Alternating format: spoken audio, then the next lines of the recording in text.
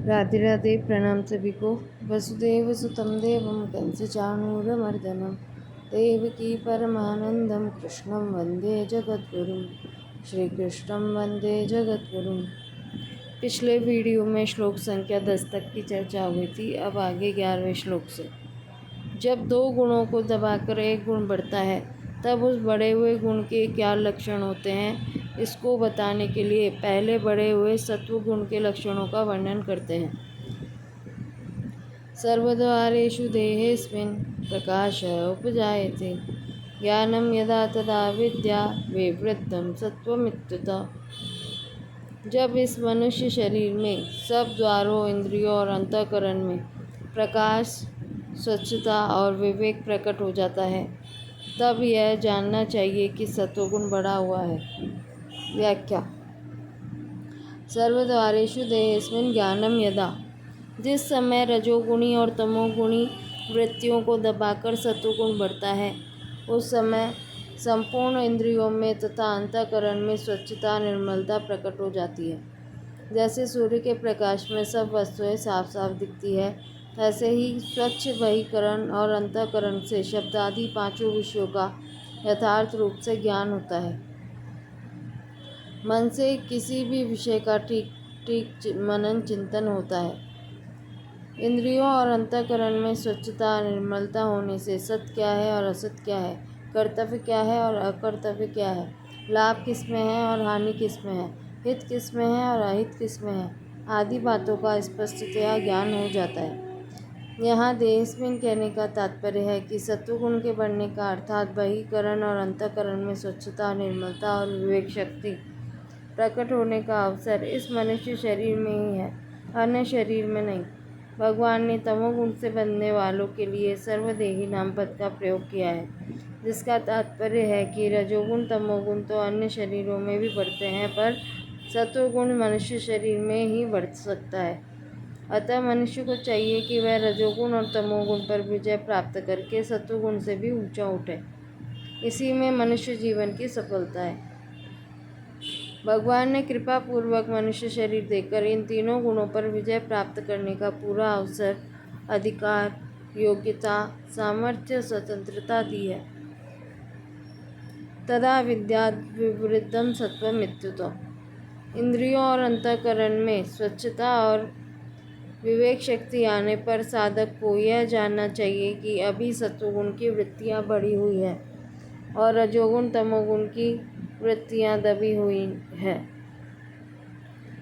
अतः साधक कभी भी अपने में यह अभिमान न करे कि मैं जानकार हो गया हूँ, ज्ञानी हो गया हूँ, अर्थात वह सत्वगुण के कार्य, प्रकाश और ज्ञान को अपना गुण न माने, प्रत्युत सत्वगुण का ही कार्य लक्षण माने। यहाँ इति विद्यात् पदों का तात्पर्य है कि तीनों गुणों की वृत्तियों का पैदा होना, बढ़ना और एक गुण की प्रधानता होने पर दूसरे को गुणों का दबना आदि आदि परिवर्तन गुणों में ही होते हैं, स्वरूप में नहीं। इस बात को मनुष्य शरीर में ही ठीक तरह से समझा जा सकता है, परंतु मनुष्य भगवान के दिए विवेक को महत्व न देकर गुणों के साथ संबंध जोड़ लेता है और अपने को सात्विक, राजस और तामस मानने लगता है। मनुष्य को चाहिए कि अपने को ऐसा न मानकर सर्वथा निर्विकार, अपरिवर्तनशील जाने। तीनों गुणों की वृत्तियाँ अलग अलग बनती बिगड़ती हैं, इसका सबको अनुभव है।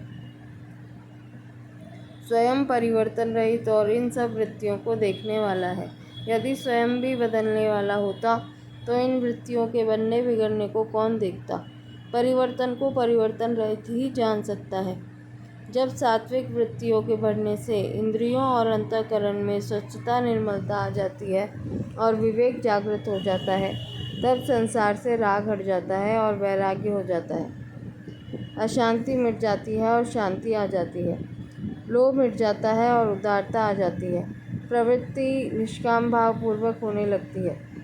भोग और संग्रह के लिए नए नए कर्मों का आरंभ नहीं होता। मन में पदार्थों, भोगों की आवश्यकता पैदा नहीं होती, प्रत्युत निर्वाह मात्र की दृष्टि रहती है। हर एक विषय को समझने के लिए बुद्धि का विकास होता है। हर एक कार्य सावधानी पूर्वक और सुचारू रूप से होता है। कार्यों में भूल कम होती है। कभी भूल हो भी जाती है तो उसका सुधार होता है, लापरवाही नहीं होती। सत असत, कर्तव्य अकर्तव्य, विवेक स्पष्टतया जागृत रहता है। अतः जिस समय सात्विक वृत्तियाँ बढ़ी हों उस समय साधक को विशेष रूप से भजन ध्यान आदि में लग जाना चाहिए। ऐसे समय में किए गए थोड़े से साधन से भी शीघ्र ही बहुत लाभ हो सकता है। परिशिष्ट भाव। प्रकाश और ज्ञान दोनों में भेद है। प्रकाश का अर्थ है इंद्रियों और अंतःकरण में जागृति, अर्थात रजोगुण से होने वाले मनोराज्य का, तथा तमोगुण से होने वाले निद्रा, आलस्य और प्रमाद का न होकर स्वच्छता होना। ज्ञान का अर्थ है विवेक, अर्थात सत असत, कर्तव्य अकर्तव्य, नित्य अनित्य, ग्राह्य त्याज आदि का ज्ञान होना। बढ़े हुए रजोगुण के क्या लक्षण होते हैं इसको आगे के श्लोक में बताते हैं। लोभः प्रवृत्तिरारम्भः कर्मणां वशमस्पृहा रजस्येतानि जायन्ते विवृते भरतर्षभ।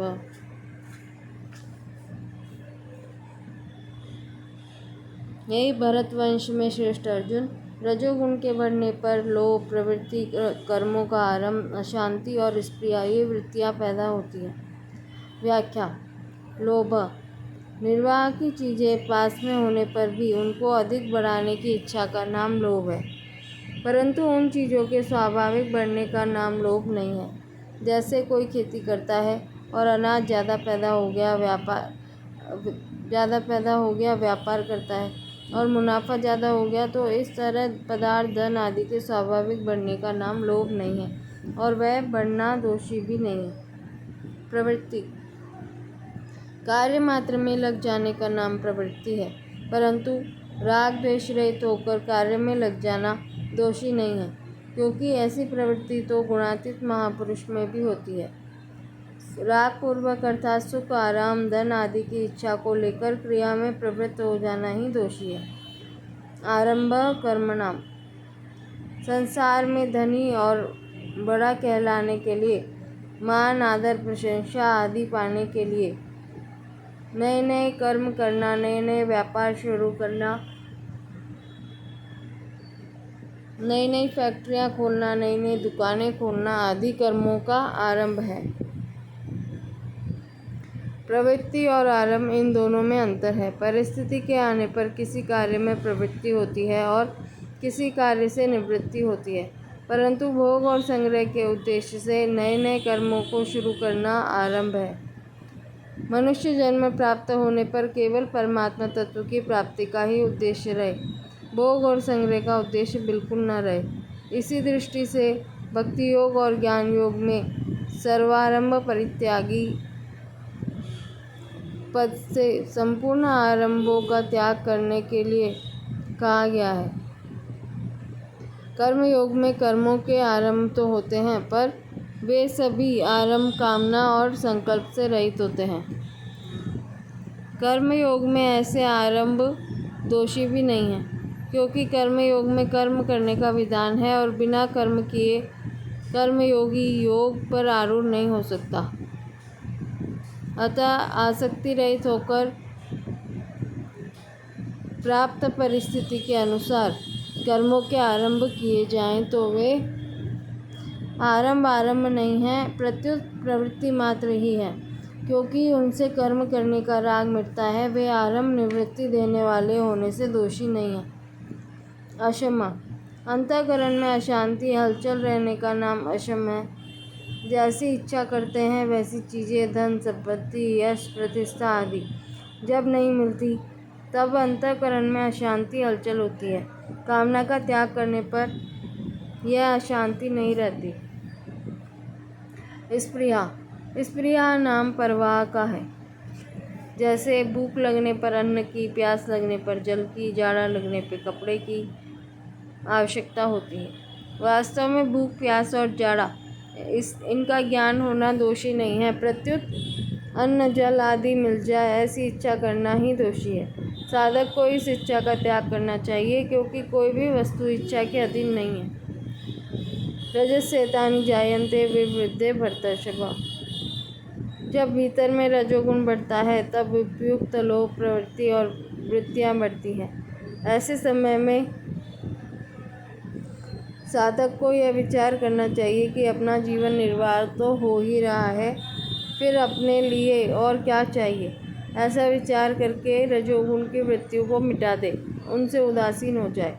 परिशिष्ट भाव। रजोगुण के बढ़ने पर सत्वगुण के प्रकाश और ज्ञान दब जाते हैं। रजोगुण असंगता का विरोधी है। रजो रागात्मकम विद्धि। क्रिया और पदार्थ का संग करने के कारण यह मनुष्य को योगारूढ़ नहीं होने देता। कारण कि मनुष्य क्रिया और पदार्थ से असंग होने पर ही योगारूढ़ होता है। बढ़े हुए तमोगुण के क्या लक्षण होते हैं, इसको आगे के श्लोक में बताते हैं। अप्रकाशो प्रवृत्तिश्च प्रमादो मोह एव च तमस्येतानि जायन्ते विवृद्धे कुरुनंदन। हे कुरुनंदन, तमोगुण के बढ़ने पर अप्रकाश, अप्रवृत्ति तथा प्रमाद और मोह ये वृत्तियाँ भी पैदा होती हैं। व्याख्या। अप्रकाश है सत्वगुण की प्रकाश वृत्ति को दबाकर जब तमोगुण बढ़ जाता है तब इंद्रियां और अंतःकरण में स्वच्छता नहीं रहती। इंद्रियां और अंतःकरण में जो समझने की शक्ति है वह तमोगुण के बढ़ने पर लुप्त हो जाती है। अर्थात पहली बात तो याद रहती नहीं और नया विवेक पैदा होता नहीं। इस वृत्ति को यहाँ अप्रकाश कहकर इसका सत्वगुण की वृत्ति प्रकाश के साथ विरोध बताया गया है। अप्रवृत्ति। रजोगुण की वृत्ति प्रवृत्ति को दबाकर जब तमोगुण बढ़ जाता है तब कार्य करने का मन नहीं करता। निरर्थक बैठे रहने अथवा पड़े रहने का मन करता है। आवश्यक कार्य को करने की भी रुचि नहीं होती। यह सब अप्रवृत्ति वृत्ति का काम है। प्रमाद। न करने लायक काम में लग जाना और करने लायक काम को न करना तथा जिन कर्मों को करने से न पारमार्थिक उन्नति होती है, न सात्विक उन्नति होती है, न सांसारिक उन्नति होती है, न समाज का कोई काम होता है और जो शरीर के लिए भी आवश्यक नहीं है, ऐसे बीड़ी सिगरेट ताश चौपड़ खेल तमाशे आदि कार्यों में लग जाना प्रमाद वृत्ति का काम है। मोह। तमोगुण के बढ़ने पर जब मोह वृत्ति आ जाती है तब भीतर में विवेक विरोधी भाव पैदा होने लगते हैं। क्रिया के करने और न करने में विवेक काम नहीं करता, प्रत्युत मूर्खता छाई रहती है, जिससे पारमार्थिक और व्यवहारिक काम करने की सामर्थ्य नहीं रहती। एवं इन पदों से अधिक निद्रा लेना, अपने जीवन का समय निरर्थक नष्ट करना, धन निरर्थक नष्ट करना आदि जितने भी निरर्थक कार्य हैं उन सबको ले लेना चाहिए। तमस्येतानि जायन्ते विवृद्धे कुरुनंदन। ये सब बढ़े हुए तमोगुण के लक्षण हैं। अर्थात जब ये अप्रकाश अप्रवृत्ति आदि दिखाई दे तब समझना चाहिए कि सत्वगुण और रजोगुण को दबा के तमोगुण बढ़ गया है। सत्व रज और तम ये तीनों ही गुण सूक्ष्म होने से अतीन्द्रिय हैं, अर्थात इंद्रियां और अंतःकरण के विषय नहीं हैं। इसलिए ये तीनों गुण साक्षात दिखने में नहीं आते, इनके स्वरूप का साक्षात ज्ञान नहीं होता। इन गुणों का ज्ञान, इनकी पहचान तो वृत्तियों से ही होती है।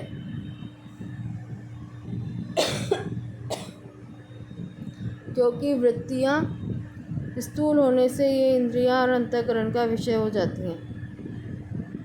इसलिए भगवान ने 11वें, 12वें और 13वें श्लोक में क्रमशः तीनों गुणों की वृत्तियों का ही वर्णन किया है, जिससे अतीन्द्रिय गुणों की पहचान हो जाए और साधक सावधानी पूर्वक रजोगुण तमोगुण का त्याग करके सत्वगुण की वृद्धि कर सके।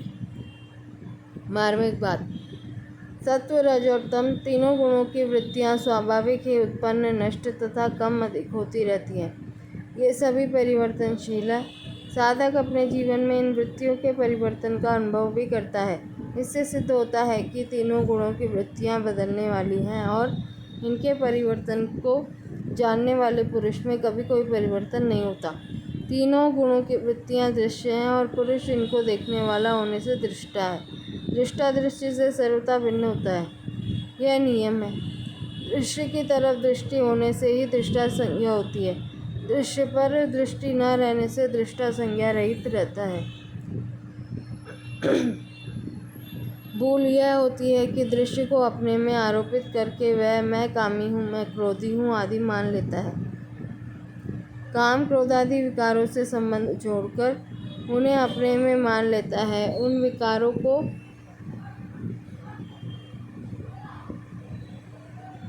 निमंत्रण देना है और उन्हें स्थायी बनाना है।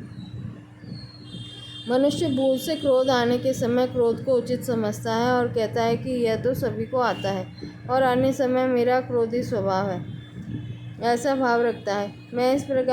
इस प्रकार मैं क्रोधी हूँ ऐसा मान लेने से वह क्रोध अहमता में बैठ जाता है।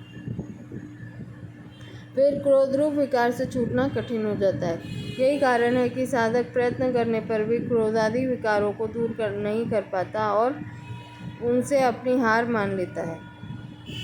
काम क्रोध आदि विकारों को दूर करने का मुख्य और सुगम उपाय यह है कि साधक इनको अपने में कभी माने ही नहीं। वास्तव में विकार निरंतर नहीं रहते, प्रत्युत विकार रहित अवस्था निरंतर रहती है। कारण कि विकार तो आते और चले जाते हैं पर स्वयं निरंतर निर्विकार रहता है। क्रोधादि विकार भी अपने में नहीं प्रत्युत मन बुद्धि में आते हैं, परंतु साधक मन बुद्धि से मिलकर उन विकारों को भूल से अपने में मान लेता है। अगर वह विकारों को अपने में न माने तो उनसे माना हुआ संबंध मिट जाता है। फिर विकारों को दूर करना नहीं पड़ता, प्रत्युत वे अपने आप दूर हो जाते हैं। जैसे क्रोध के आने पर अब साधक ऐसे विचार करे कि मैं तो वही हूँ, मैं आने जाने वाले क्रोध से कभी मिल सकता नहीं। ऐसा विचार दृढ़ होने पर क्रोध का वेग कम हो जाएगा और वह पहले की अपेक्षा कम बार आएगा। फिर अंत में वह सर्वथा दूर हो जाएगा। भगवान पूर्वोक्त 3 श्लोकों में क्रमशः सत्वगुण, रजोगुण और तमोगुण की वृद्धि के लक्षणों का वर्णन करके साधक को सावधान करते हैं कि गुणों के साथ अपना संबंध मानने से ही गुणों में होने वाली वृत्तियाँ उसको अपने में प्रतीत होती है। वास्तव में साधक का इनके साथ किंचन मात्र भी संबंध नहीं है। गुण और गुणों की वृत्तियाँ प्रकृति का कार्य होने से परिवर्तनशील है और स्वयं पुरुष परमात्मा का अंश होने से अपरिवर्तनशील है।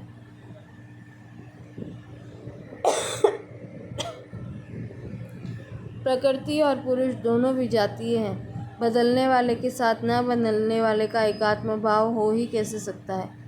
इस वास्तविकता की तरफ दृष्टि रखने से तमोगुण और रजोगुण दब जाते हैं तथा साधक में सत्वगुण की वृद्धि स्वतः हो जाती है।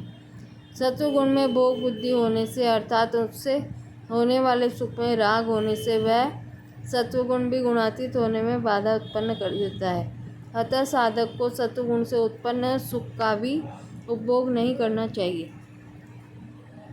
सात्विक सुख का उपभोग करना रजोगुण अंश है। रजोगुण में राग बढ़ने पर राग में बाधा देने वाले के प्रति क्रोध पैदा होकर सम्मोह हो जाता है और राग के अनुसार पदार्थ मिलने पर लोभ पैदा होकर सम्मोह हो जाता है। इस प्रकार सम्मोह पैदा होने से वह रजोगुण से तमोगुण में चला जाता है और उसका पतन हो जाता है। परिशिष्ट भाव। अप्रकाश और अप्रवृत्ति तो सत्वगुण और रजोगुण के विरोधी हैं तथा प्रमाद और मोह तमोगुण के अपने हैं। तात्कालिक बढ़े हुए गुणों की वृत्तियों का फल क्या होता है, इसे आगे के 2 श्लोकों में बताते हैं।